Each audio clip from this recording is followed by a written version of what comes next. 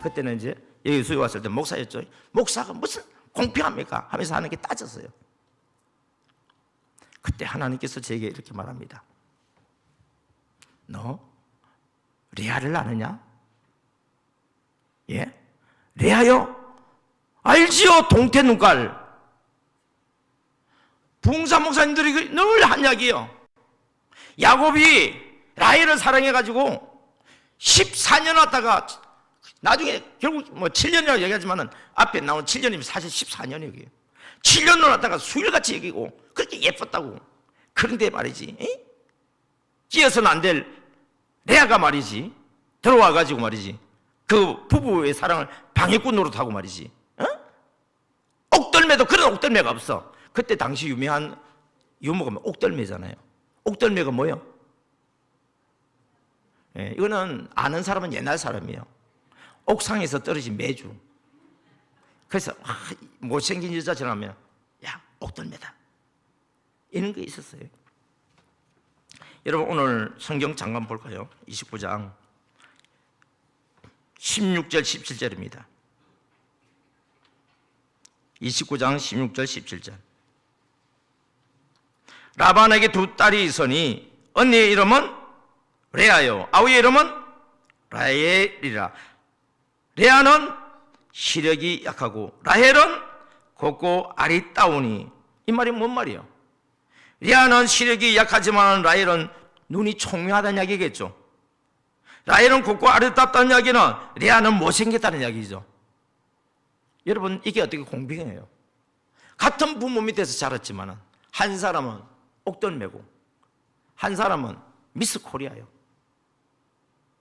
그러니까 아버지 라반과 어머니는 레아에게 별로 관심을 두질 않아요. 반면에 라헬은 얼마나 예쁜지 우리 라헬은 사랑받고 자랐어요. 여러분, 공평하진 않아요. 맞아요, 이게? 형 에서와 장자권을 다툼 싸움하던 야곱이 형을 피해서 하란으로 왔습니다. 에삼촌 집에 왔습니다. 그 집에 머물면서 빈손으로 있을 수 없으니까 품삯을 계약합니다. 그때 야곱의 목적은 돈 버는 게 아니에요. 가정을 이루고 자손을 두는 거예요. 그래서 에삼촌 집에 보니까 둘째 딸 라헬이 제 마음에 쏙 듭니다. 제가 라헬을 위해서 7년 동안 품삯으로 머슴살이를 하겠습니다. 그러니까 좋지. 남 주는 것보다는 우리 조카한테 주는 게 좋지. 그때는 친족이 결혼 우선권이 있었던 시대이기 때문에요. 우리 동양 사상으로 이해하면 안 됩니다. 실상 우리나라도 신라시대 때 보면 성골, 진골 하면서 친족끼리 결혼했습니다. 그래서 야곱이 뼈 빠지게 일을 해서 드디어 7년이 됐어. 뭐만 기다리고 있어요? 결혼할 날만 기다리죠. 근데 애삼촌이 보니까 결혼시키려고 생각을 안 하는 것 같아.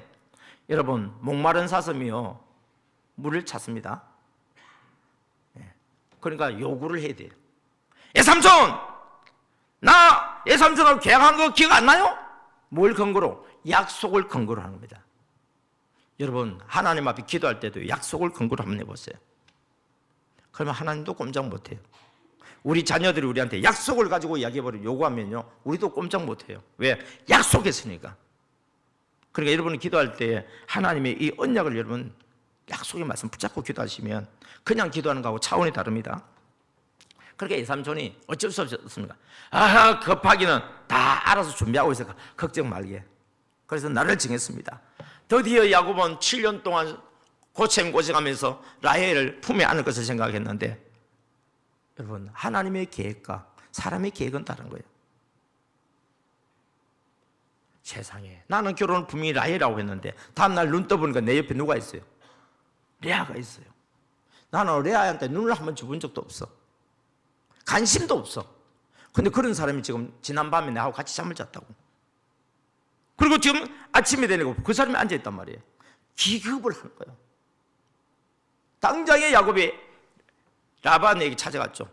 삼촌, 내가 원하는 것은 라헬이지 왜 레아가 와 있느냐고. 우리 지방 풍습에는 아우가 형보다 먼저 시집가지 않는다는 이유로 어쩔 수 없이 레아를 아내로 받아들이게 되어지고 7일을 함께 머물고 난 뒤에 라헬과 결혼식을 하고 7년을 또 봉사를 하게 되어집니다. 그리고 난 뒤에 이제 그 가정이 이루어지는 것을 여러분 드라마로 한번 상상해 보세요. 여러분, 많은 사람들은 야곱의 입장을 보고 라헬의 입장을 보지만 레아의 입장에서 이 성경을 보질 않습니다. 레아는 태어났을 때 예뻤다 못생겼다? 아버지한테 사랑받았다 못 받았다? 동생이 생고 난 뒤부터는 더 무관심의 대상이 되었다. 우리 집에도 내가 결혼할 수 있는 대상자 중에 한 사람인 이종 외사촌이 왔는데, 고종사촌이 왔는데 보니까 이 고종사촌은 나한테 관심도 없고 내 동생한테만 관심이 있어. 우리 아버지도 나한테 관심 없어. 이 집에는 어느 누구도, 강아지조차도 나한테 관심이 없어. 그런데 나에게 어느 날 아버지가 뜻밖의 결혼을 준비하래. 그리고 야곱을 결혼해래. 상상을 하니까 이거 놀래 자빠질 일이에요. 왜? 이것은 누구도 원하는 결혼이 아니고 아버지가 나를 팔아먹는 것밖에 되지 않는 거예요. 그리고 야곱과 첫날 밤은 지냈지만은 그 다음부터는 어떻습니까? 미운 물건처럼 나하고 떨어져서 저리 가라 그러고 옆에 가까이 오지도 않아요. 이런 사람은 무슨 병이 걸릴까요? 요즘 말로 사람들이 이런 사람이 걸리는 병이 있어요. 나는 아무 쓸데가 없구나. 나 같은 존재는 살 가치가 없구나. 나는 죽어야 되겠다. 무슨 병이죠? 여러분 안 걸려서 봐서 모르구나. 이걸 우울증이라고 그래요. 저는 이 성경을 보면서 레아가 우울증이 걸렸다고 난 상상도 못 해봤어요. 그런데 하나님께서 말씀을 통해서 하나하나 깨워주시는데 이 사람이 우울증 환자구나. 그런데 이 레아가요 위대하게 쓰임을 받아요. 어떻게 해요? 결혼을 했잖아요. 지금까지는 누굴 하나님을 모셨느냐면 아버지 라반의 나홀의 하나님을 믿었어요. 그런데 남편 야곱은 누구의 하나님을 믿어요? 이삭의 아버지 아브라함의 하나님을 믿어요. 그럼 내가 이제 결혼을 했으니까 누구의 하나님을 믿어야 되겠어요? 그때 당시 풍습은 시집가면 시집간 그 집안 거 따라가야 되잖아요. 그래서 아브라함의 하나님 앞에 야곱이 늘 보면 문제가 있을 때 하나님께 기도하는 모습을 보았기 때문에 성경에는 안 나옵니다.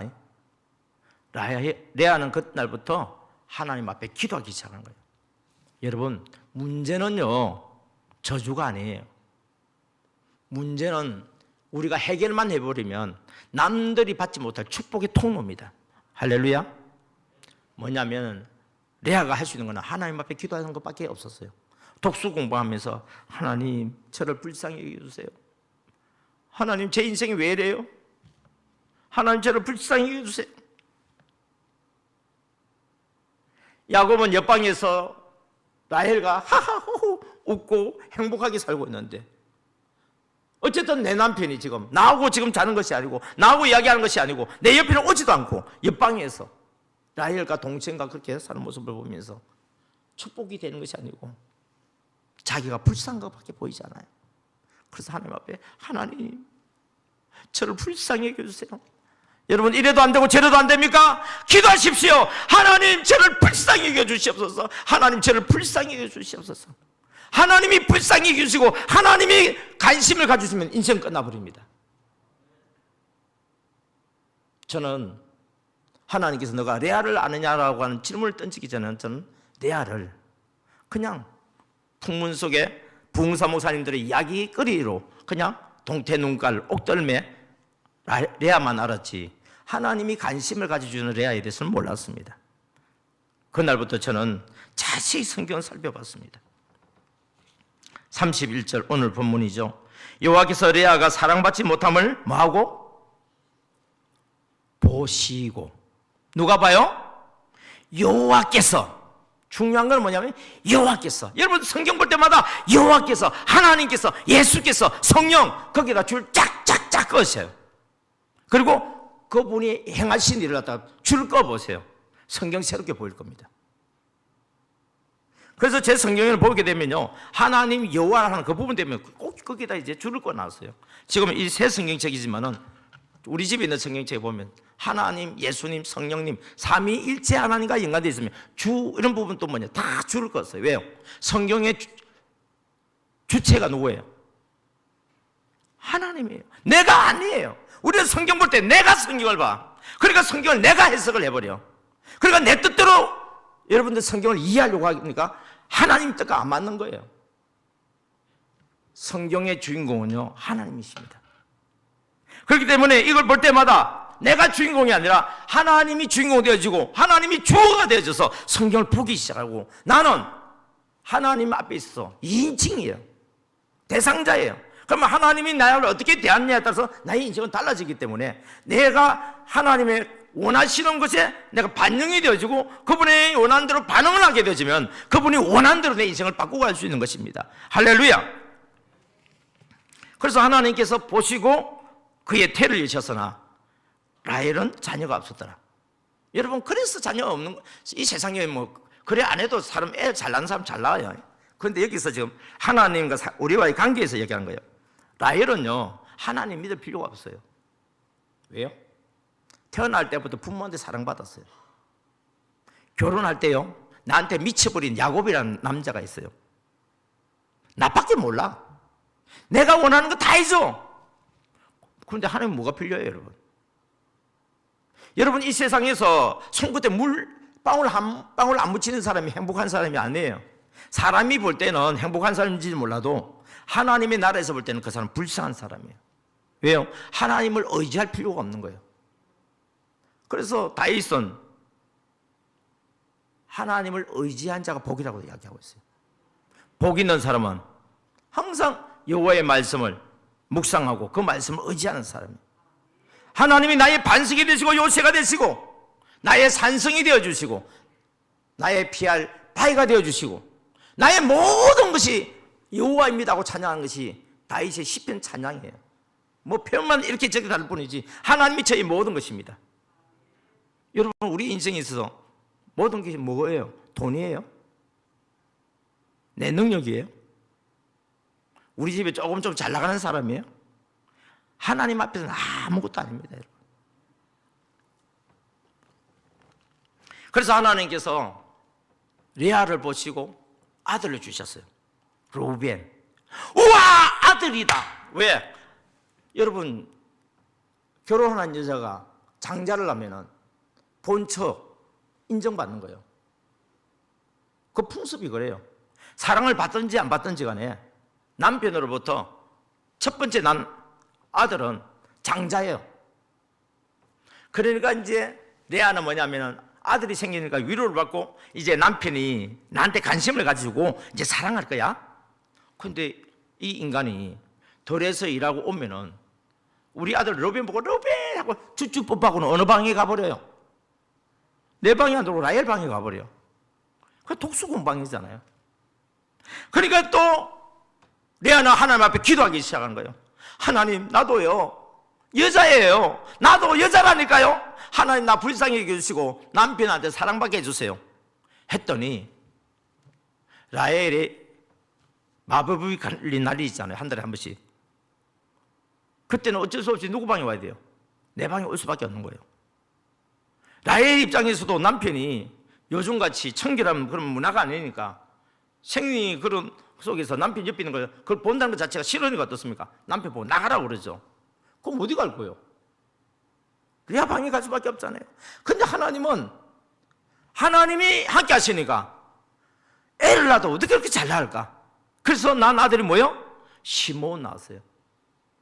루벤 시몬을 낳았어요. 여러분 여자는 자식이 힘 아닙니까? 요즘은 아니지만은 옛날에는 자식이 힘이잖아요, 여러분. 그러니까 이제 남편이 뭐냐면은 이제 나하고 이제 하나가 될 거라고. 왜? 루벤 시몬인데 라헬한테는 애가 없으니까. 그렇게 했는데도 이 인간이 내 방에 안 와. 간절히 원하는 마음이 뭐예요? 남편과 내가 하나 되기를 원하는 연합하는 마음을 원하는데 하나님이 그 기도를 들어주시고 드디어 아들을 낳았어. 그래서 이름을 뭐라고 지었죠? 연합 레위라고 지은 거예요. 여러분 여기에서 이제 다른 목사님들이 설교를 풀어난 거하고 제가 설교하고 좀 차이가 이제 나는 장면이 나옵니다. 어떤 게 나오냐면은 자 여러분 다른 목사님이 한 거는 여러분 참고로 보시고요. 제 설교를 들으세요. 이 시간에는 뭐냐면은 내가 루벤, 시몬, 레위를 낳았잖아요. 그러면 이제는 남편이 남편이 아니고 내 편이 돼야 되잖아요. 그런데 여전히 어떻습니까? 아기가 서희가 있는데도 불구하고 남편이요. 그러니까 레아가요 성이 났어요.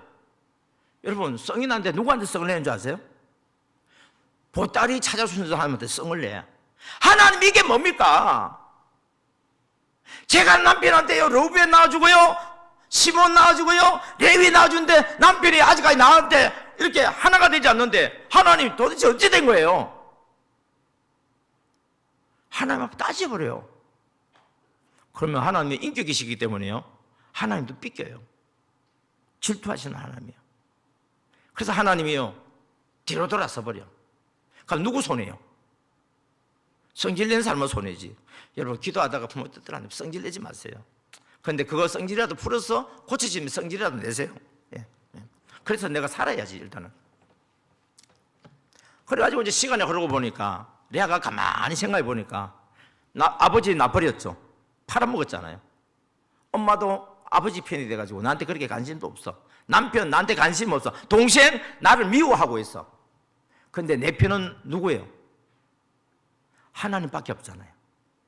하나님이 도와주셔서 하나님이 내 편이 되어주셔서 루벤, 시몬, 레위를 주신 걸 생각하니까 감사해요? 감사 안 해요? 가만히 생각하니까 너무 감사한 거예요. 그래서 하나님을 찬양하기 시작했어요.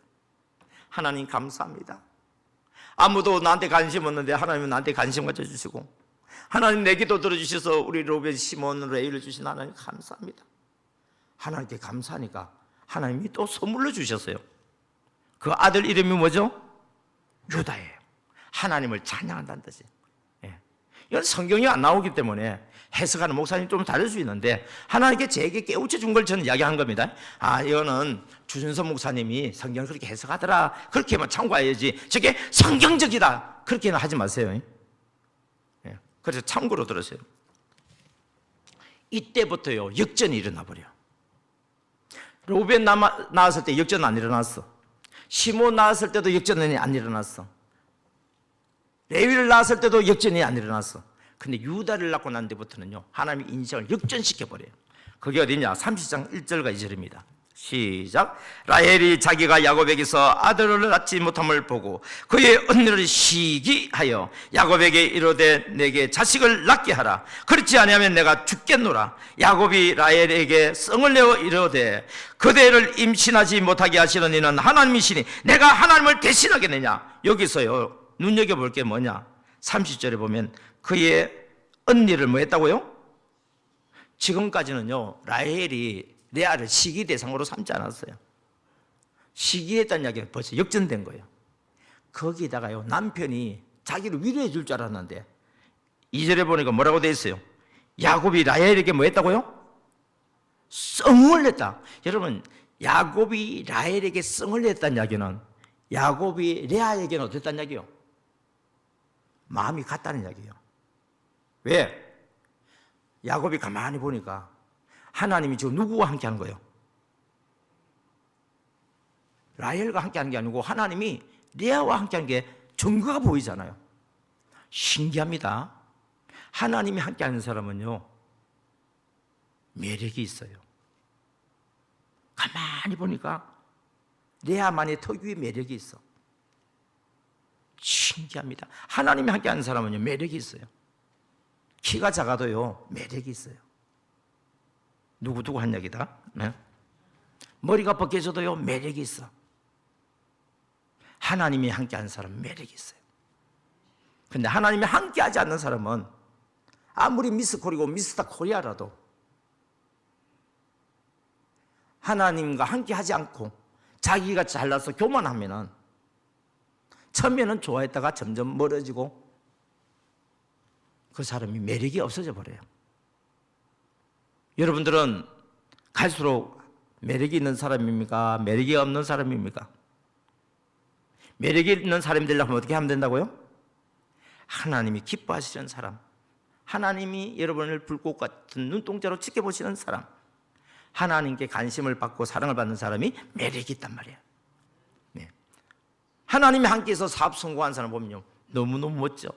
하나님이 함께해서요, 교수가 되신 분들, 왜 흔히 말하면 간증하시는 분들 있잖아요. 보면요, 매력이 있어. 사람으로 보면, 다른 사람과 비교해 보면 별로 잘난 건 없지만 하나님이 함께 하신다고 생각하니까 사람이 그렇게 멋져 보일 수도 없고 매력이 있어 보일 수가 없어요. 야곱의 눈에 보니까 레아가 너무너무 매력이 있는 거예요. 이제 그러면서 그 이후에 이제 또 자식 낳는 이야기가 나오고, 결국에는요, 레아도 뒤늦게 깨닫습니다.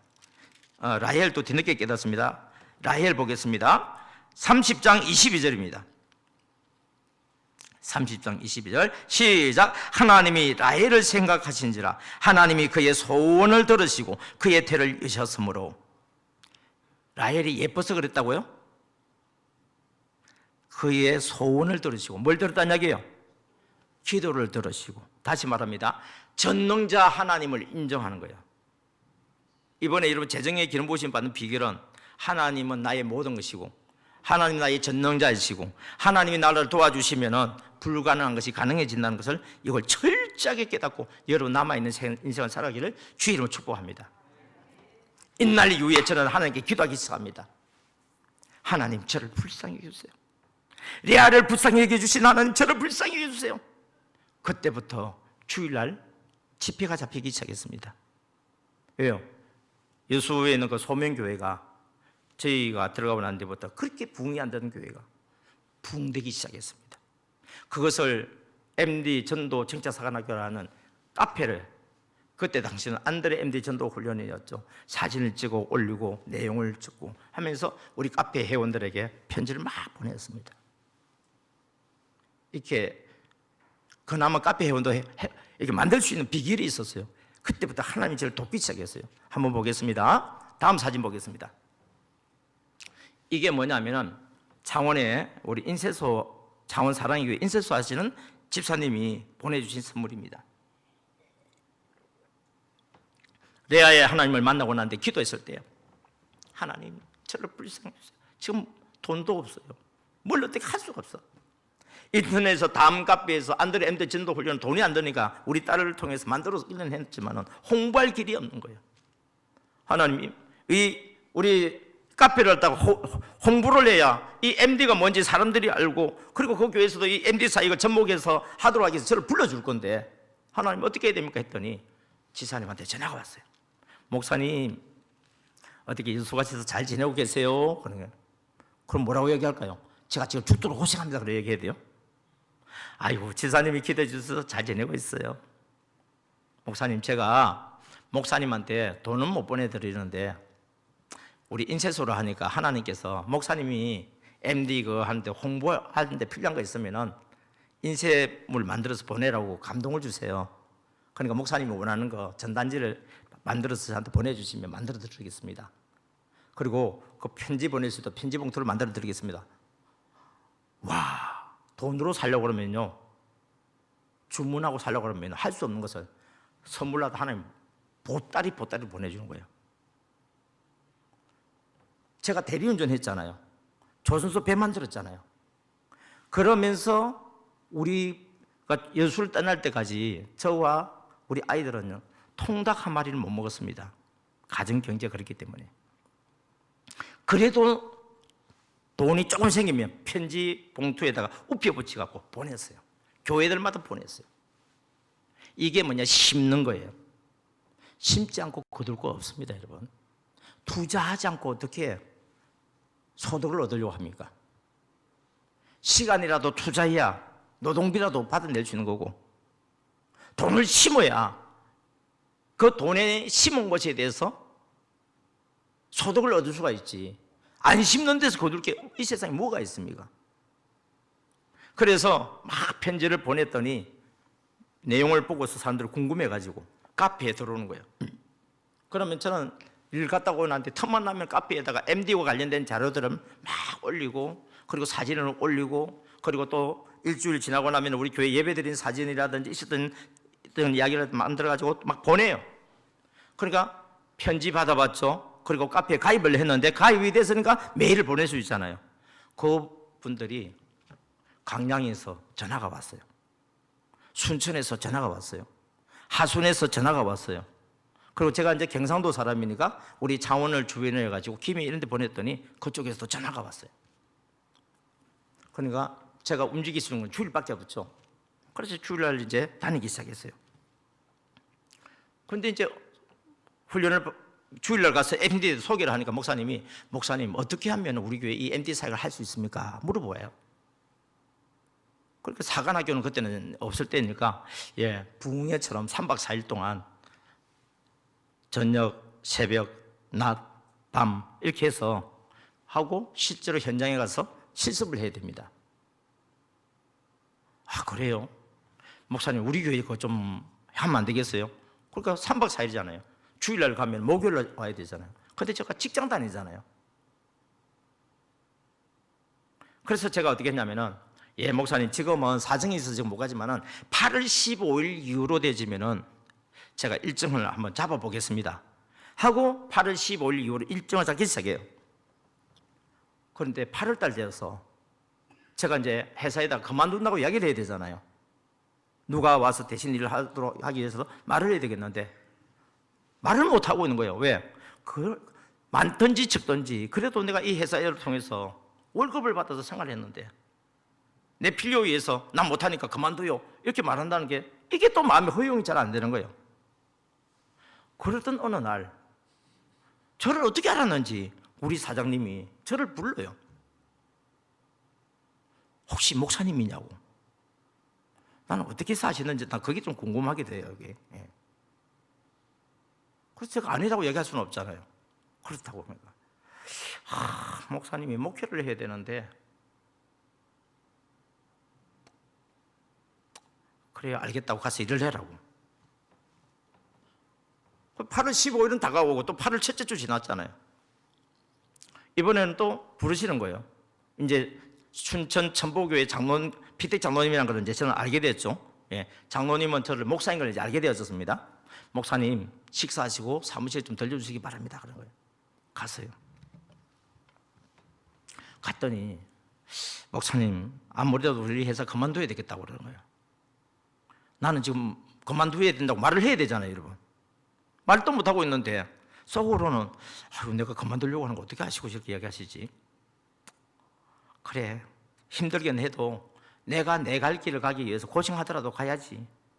그리고 고맙다고 이야기하고 그만두고 가랬는데 하시는 말씀이 목사님 우리 회사 온 지 3개월 됐는데 우리 경리한테 그동안 목사님이 우리 회사에서 받아간 월급을 얼마인지 정리했더니 130만 원이에요. 한 달에 평균.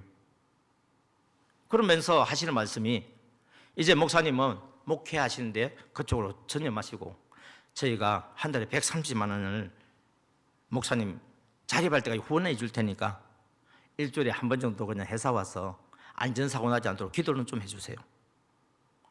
이러시는 거예요. 이거 누가 하시는 거예요? 제가 부탁해가지고 하는 것도 아니고 그분이 제가 목사인 걸 알게 된 것도, 그리고 이분이 하시는 말씀이 뭐냐면은 기도를 하는데 기도만 하면 제 얼굴이 나타난대요. 직접 들으면 제일 좋겠는데 직접 말씀을 안 하시겠다고 해가지고 제가 알겠다고 그랬어요. 잠시 우리 그때 당시 건국기업 사장님이었고 현재 천보교회 장로님이신 김성현 장로님을 잠깐 소개하겠습니다. 장로님 앞으로 잠깐만 나와주세요. 우리 박수로 환영하겠습니다. 거기서만 인사하고 계시겠어요? 알겠습니다. 여러분, 왜 하나님이 저한테는 왜 이렇게 중요한 주제가 되어지고 제가 이렇게 열정적으로 말할 수밖에 없느냐면 그 레아의 하나님을 만나고 나는데 제 인생에 역전이 일어났기 때문에 그러세요. 그때부터 어떻게 됐냐면은 우리 교회에 있었던 그 여천의 소명교회가 6개월 만에 두 배로 붕이 돼버려요.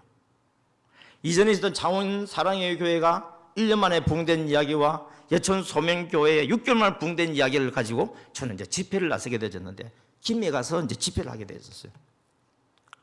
그때요. 제가 이제 회사를 이제 그만둔 상태잖아요. 마이크 잡았잖아요. 아마 그때만큼 열정적으로 했을까요?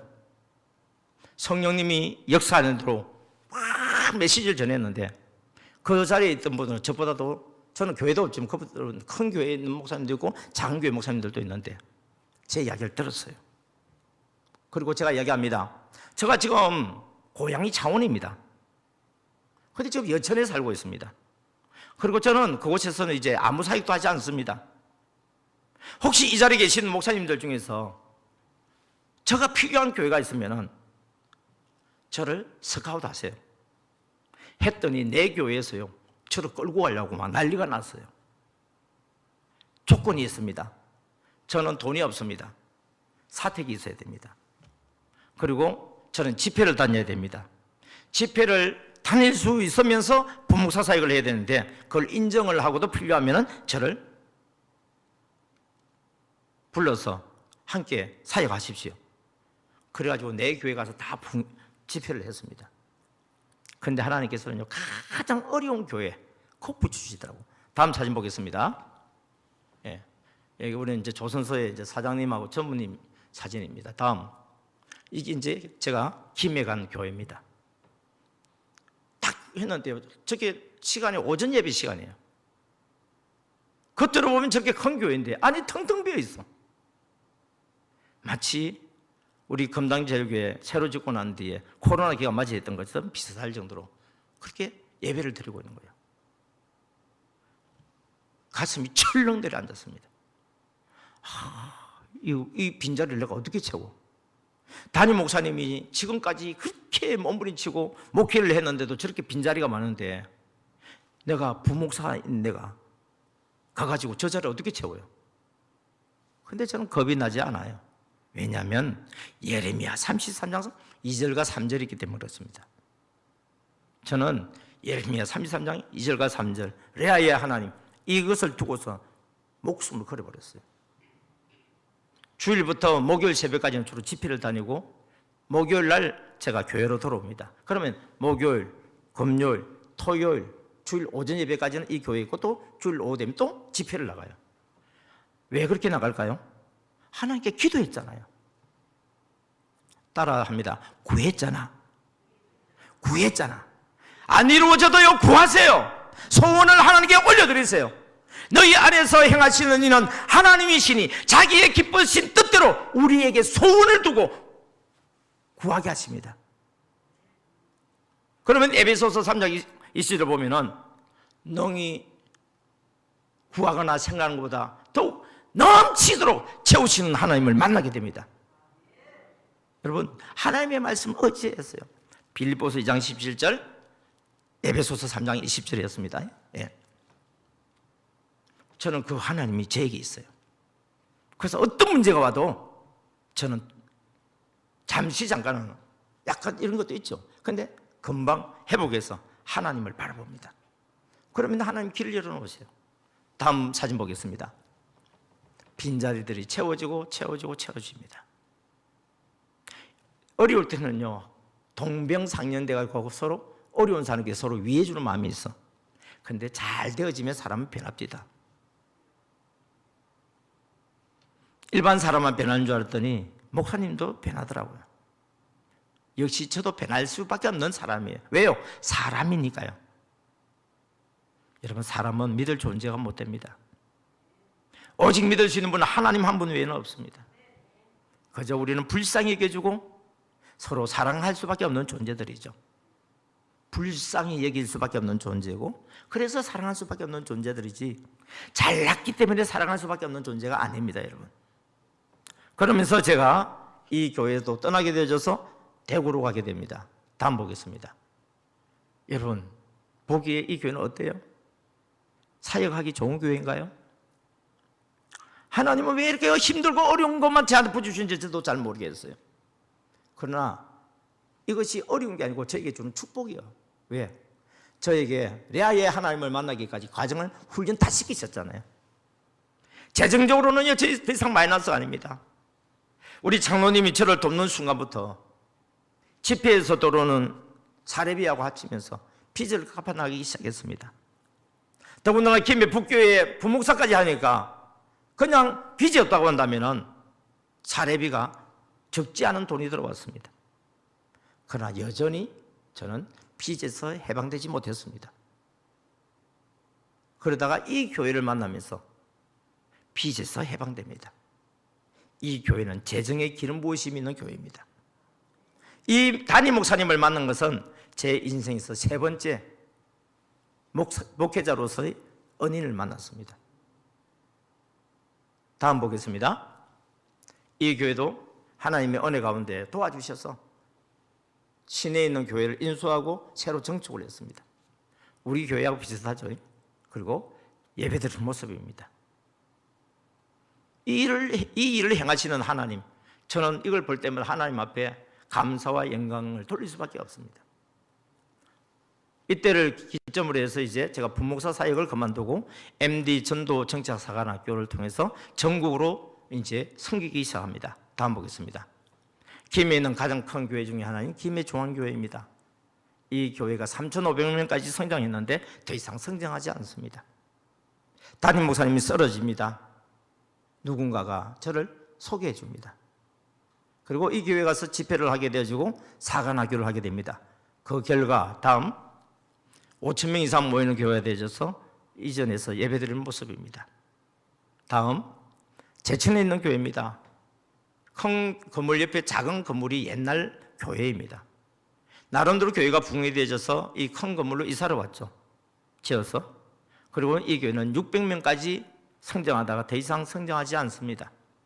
해마다 200명씩 등록을 해도 600명 이상 올라가지 않습니다. 그래서 목사님과 장로님들과 이 문제를 해결하기 위해서 유명하다는 목사님들 다 초청을 해보기도 하고 가서 훈련을 받았지만 답이 나오지 않았습니다. 그러다가 저를 만나게 되어졌습니다. 그리고 이 교회의 사관학교를 통해서 정착 사역을 전해줍니다. 그 결과 보겠습니다. 건물을 수용할 수가 없어서 새로 지은 성전에 지금 이 코로나 기간 동안 예배드리는 모습입니다. 여러분, 이런 사진을 찍으라 해도 찍을 수 없지 않습니까? 저는 이런 사진을 보면은 너무너무 흥분돼요. 그래서 여러분 교회 1층과 2층이 성도들이 꽉 차서 예배드리는 것을 저는 선포하고 있잖아요. 아, 우리 교회는 안 돼요. 예, 그래요. 우리 교회는 안 될 거예요. 다른 교회는 되는데 금당제일교회는 안 될 거예요. 예. 여러분, 저 교회들은 되는데 왜 우리 교회는 안 됩니까? 저 교회가 되는 이유는 성도들이, 담임 목사님과 성도들이 한 마음이 됐기 때문에 가능합니다. 하나님은 한 마음이 될 때 역사하지 두 마음, 세 마음 나누어진 데는 역사하지 않습니다. 부부간에도요, 한 마음으로 되어 있을 때 그 집은 가한 만사성이 돼요. 그런데 부부간에도 나누어지면요, 그 집은 안 되게 되어 있습니다. 그래서 우리는 성령 안에서 같은 말, 같은 마음, 같은 뜻으로 오직 하나님을 영화롭게 하고 주님의 이름을 높이는 그 일, 그 일에 우리의 모든 것을 그냥 내놓고 맡겨버려야 됩니다. 계산하면 안 돼요. 이 훈련을 했던 어느 교회는요, 예산을 세우지 않습니다. 왜? 그 교회에 들어오는 것은 정리가 되지만은 나아가는 것은 예산을 안 세웁니다. 이유는 하나님이 기뻐하시는 곳에 쓰자. 거기에서 그 교회가 결의가 됐기 때문에 그렇습니다. 연말 되면 예산만 세우면은 목사님이 원하고 장로님이 원하고 성도들이 원하는 거 서로 이야기하다 보니까 마음이 나누어져 버려요. 이래가지고는 우리가 어떻게 하나님을 기쁘시게 할 수 있느냐? 차라리 우리 교회 이제 앞으로 예산 세우지 맙시다. 그래서 예산을 이제 안 세워버려요, 그냥. 조직은 다 짜놨는데 그 예산은 뭐냐? 청구하는 게 예산이에요. 성경적으로 정당하게 청구하는 것은 묻지 말고 그냥 지출하는 거예요. 그렇게 했더니 하나님께서 그 교회를 어떻게 복을 주셨느냐? 그 교회 담임 목사님이 교회를 개척을 하고 아이를 키우다 보니까 우리는 몰랐어요. 개인적으로 빚이 8억이었어요. 저는 상상을 못 하겠어요. 목사님이 지방에 있으면서 서울에 있는 학교를 다니고 또 학위를 따기 위해서 또 공부해야 되고 하다 보니까요, 우리 자식 키울 때 공부하면 돈이 얼마나 많이 들어요. 근데 가장이 하면 어떻게 될까요? 2배 이상 들잖아요, 여러분. 그러다 보니까 애들도 커서 지금은 큰아들이 이 합동측에 있는 구로 동강교회라고 제 집회했던 교회인데 그 큰 교회 거기에 전도사로 들어갔어요. 아직 대학원을 졸업하지 않았기 때문에 목사님은 아니고 거기서 주일학교 담당하는 전도사로 갔어요. 이 목사님이 지난달에 간증을 하게 되었어요. 목사님, 우리 교회가 MD 사역을 한 지 8년 됐는데 우리 간증하면 4가지 알죠? 내가 변한 복, 사람이 붙는 복, 재정의 기름 부으심의 복, 기도 응답의 복. 요걸 기준으로 해서 목사님이 교회 대표로 간증문을 한번 만들어서 발표해 주세요. 제 말을 듣고서 설교 준비하다 고민하면서 하나님께 기도하면서 받아서 적어서 정리를 해서 하는데, 우리 교회가 MD 사역한 지 8년 됐습니다. 그 전에 저는 개인적으로 우리 교회 건축하는데 여러 가지 이렇게 저렇게 카드 돌리기 이렇게 하면서 8억의 빚이 있었습니다. 내가 좀 잘못 알고 있다. 1억이요? 1억 그렇지.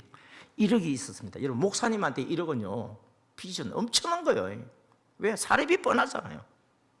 그런데 지난 8년 동안에 하나님이 와서 되돌아보니까 그 빚을 싹 다 없애주셨습니다. 할렐루야! 여러분, 1억을 풀어서 모아야만이 돈이 아닙니다. 1억의 빚이 없어져 버리는 거 얼마나 기쁜지 아세요? 왜요? 이자가 안 나가요.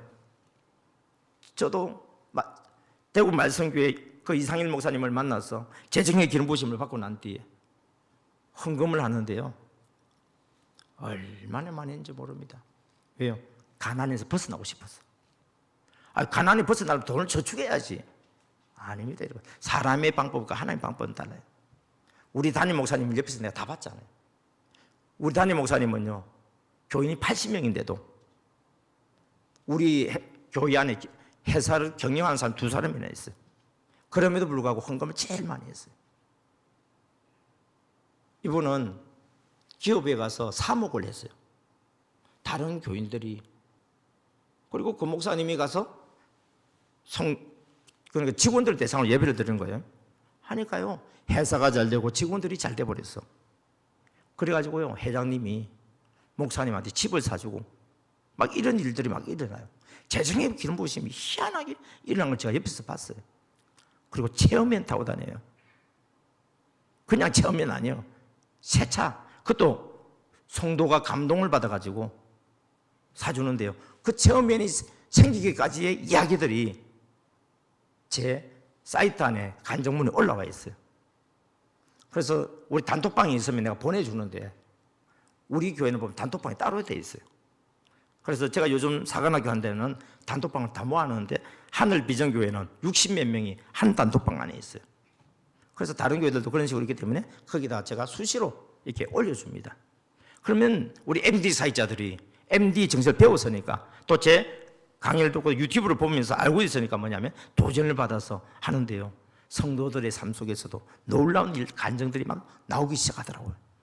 전에는 내 뜻대로 살았죠. 근데 이제는 누구 뜻대로 살아요? 성령의 감동대로 살아요. 시간 많이 가네. 언제 끝날지 모르겠네. 그렇습니다. 제가 빨리 끝내줘야 내일 또 새벽에 또 인도하겠죠.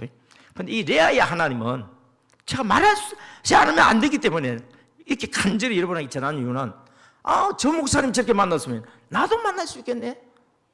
이것이 집회에서 가장 큰 도전이 될 것이고, 인생의 역전의 기회가 될 것이고, 여러분의 재정의 기름 부으심이 임하는 그런 복이 말 줄 믿습니다. 사진 빨리 넘어가도록 할게요. 예, 하나님이, 여러분, 이 교회는 아무나 설 수 있는 자리가 아니에요. 조용기 목사님이 개척한 교회입니다. 여의도 순봉교회, 다음으로 큰 교회가 순봉강남교회입니다. 하나님께서 조용기 목사님 자리에 앉았던데 제가 앉았습니다. 조용기 목사님이 설교하던 그 자리에 제가 설교를 하게 되었습니다. 너무너무 저는 감격적이었어요. 왜냐하면 저는 조용기 목사님을 흠모하는 사람입니다. 그 목사님이 내 입을 크게 열라. 내가 채우리라. 믿음은 바라는 것들이 실상이요 보이지 않는 것들에 대한 증거다. 바라봄의 법칙, 심고 거두는 법칙. 알게 모르게 제 설교 안에는 조용기 목사님의 그 영성이 숨겨져 있습니다.